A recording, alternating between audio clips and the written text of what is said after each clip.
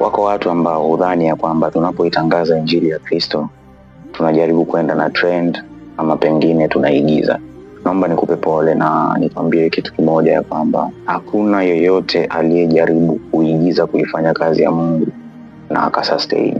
Unapokuta sehemu yoyote inatangazwa injili, kazi yako wewe ni kupokea kile ambacho unapaswa kukipokea kwa wakati huo. Wakati mwingine unakuta kabisa ujumbe ni unakuhusu, ila kwa sababu umezoeana sana na mtu ambaye ametoa huo ujumbe, au kwa sababu mnafahamiana sana, unaamua kupuuzia. Ila tambua, unapopuuzia au mpuuzii yule mtumishi wa Mungu, ila unajipuuzia wewe na unapuuzia maisha yako. Sehemu yoyote unapokuta injili inatangazwa, chukua kile kilicho chako wewe, kuchukua na ukifanyie kazi, na itakuwa faida kwenye maisha yako. Injili ni habari njema. Popote zinapohubiriwa habari njema, kaa attention kusikiliza ili upokee kilichokuwa sehemu yako.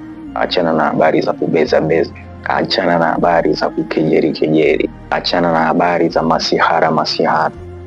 Na Mungu akupe hekima ya kulitenda neno lake.